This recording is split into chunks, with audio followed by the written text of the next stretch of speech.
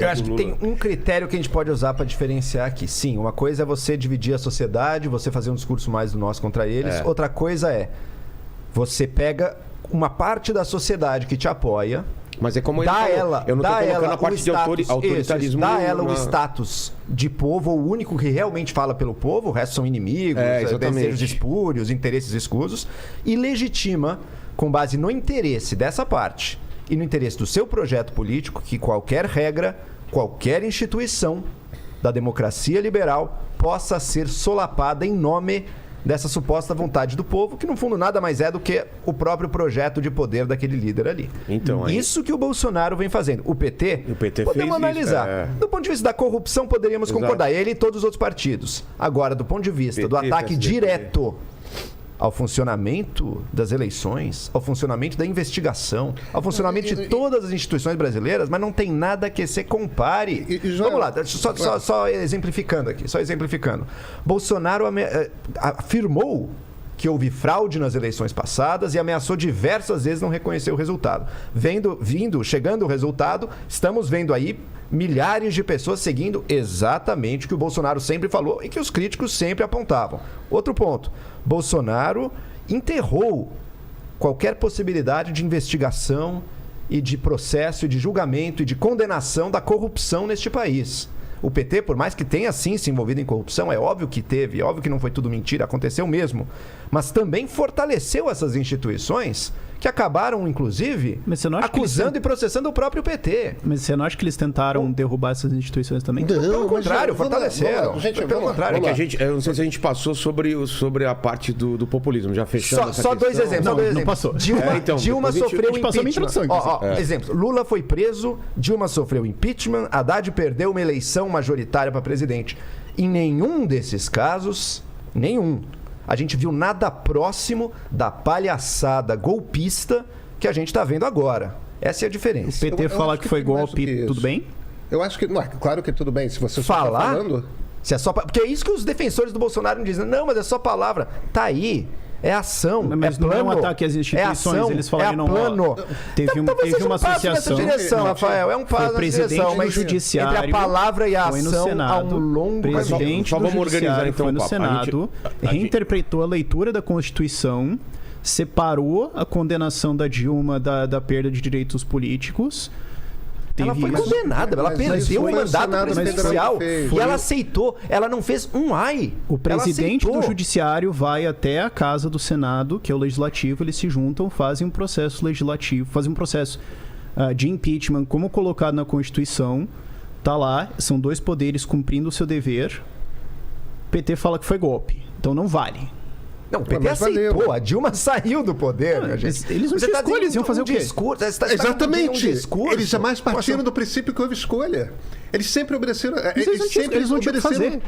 Não dá pra gente cogitar se o Bolsonaro tá mostrando que dá. Podia ter botado o povo na rua pra botar fogo em ônibus. O ponto aqui... Não fez. O ponto aqui... Vamos retornar outras coisas aqui. Eu queria retornar porque a gente tá meio indo pra outro tema. Sim, porque o assunto era tipo, e Lula agora, né? Vamos só definir se Lula e Bolsonaro são... Eu queria só entender porque o Lula não é populista. Mas ele é. Ah, tá. Os dois são. Não, mas alguém discorda? Não, porque mas no começo... o ponto aqui... Não, concordo. Mas então, que eu tô falando... O ponto aqui é o seguinte... do que a gente está falando quando a gente fala populista? Porque o Bolsonaro é um populista autoritário, isso o Lula não é. Sim, mas aí é outra coisa, né? Exatamente, mas o problema é que ser populista não é ruim per se. É um ritual político, é um tipo de maneira de você ser um líder político. Entendeu? Existem populistas de direita. Jânio Quadros era um líder populista de direita. Fernando Collor de Mello, líder populista de direita. Quer dizer, quando a gente fica falando, é populista, fica parecendo que é uma ofensa. Pro meu gosto, talvez eu prefira o Fernando Henrique Cardoso. Exatamente. Eu acho...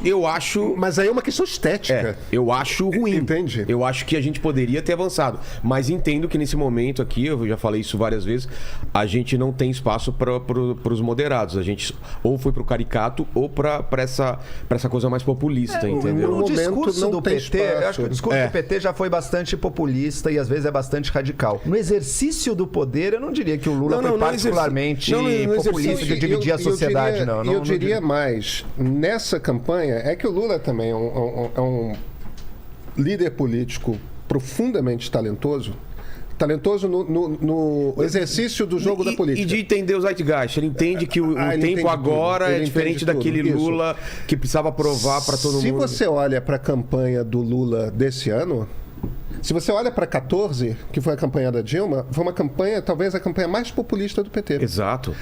Essa foi possivelmente... Atacando Marina Silva e tudo mais. Essa possivelmente foi, de longe, a campanha menos populista que o PT fez.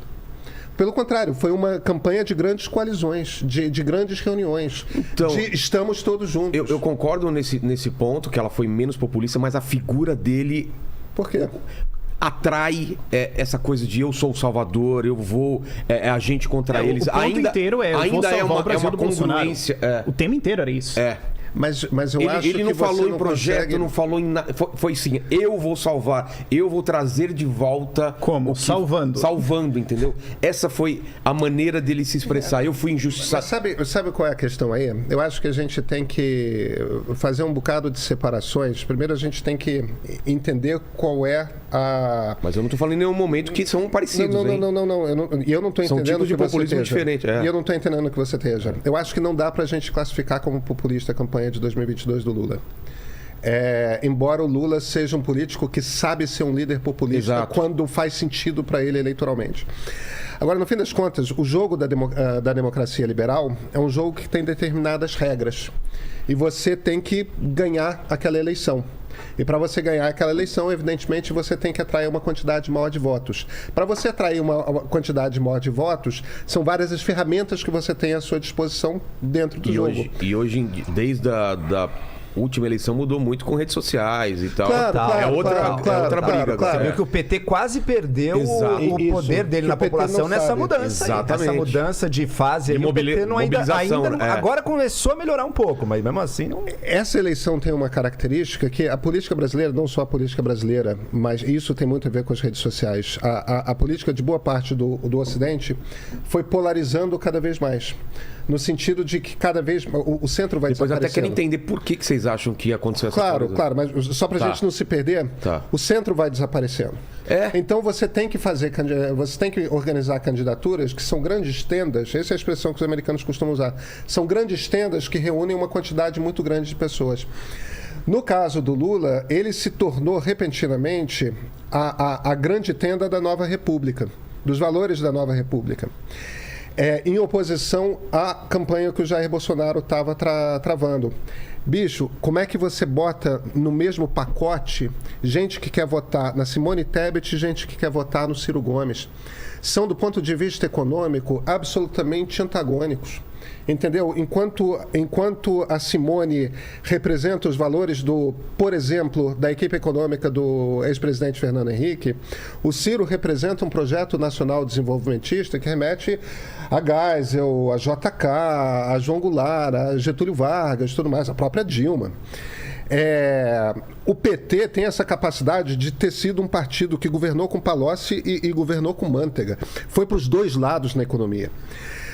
O Lula precisava estruturar o discurso dele de forma que ele conseguisse ser uma tenda na qual todos os grupos se sentissem à vontade. A gente pode reclamar de que, eu quero saber o que você quer fazer na economia. Pois é, eu quero. Mas o problema é o seguinte, do ponto de vista do cálculo político, da maneira como o jogo é jogado, se ele estabelecesse uma definição, ele ia perder um dos dois grupos. Sim, foi isso que eu senti. Ele não quis...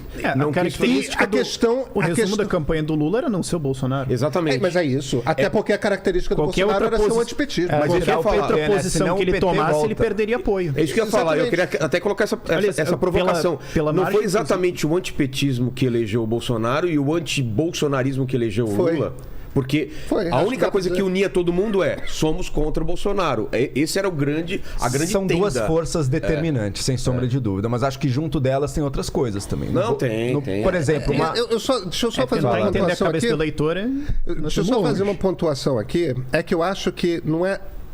Eu não diria anti-Bolsonaro, eu diria anti-bolsonarismo, Porque, no fim das contas, quando a gente parte do princípio que o Bolsonaro representa o rompimento com os valores da Constituição de 1988, a gente não está falando apenas do que uma figura, do que uma pessoa representa. A gente está falando de um conjunto de ideias e práticas de governo. Ser contra o presidente Jair Bolsonaro não é ser contra a pessoa Jair Bolsonaro. Não, claro que não. É porque ele representa, assim como o petismo representava algumas coisas para aquelas pessoas que votaram contra. Só que o petismo é muito mais vago do que isso.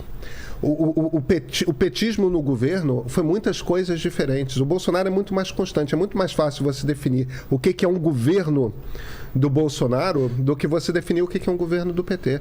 Porque Lula 1 é uma coisa... No imaginário de quem votou era reduzido a uma coisa só, que era corrupção. Corrupção. Isso pegou muito. Então eu tô falando assim, forte. desse imaginário... De quem votou contra o Lula. Eu acho que é a maneira como as pessoas dizem. Quando as pessoas se viram e falam por que você não quer votar no Lula e as pessoas dizem porque ele é corrupto, você tem que ignorar uma quantidade tão grande de evidentes corrupções dentro da família Bolsonaro, que na verdade o que você está falando não é... É uma emoção. O real motivo.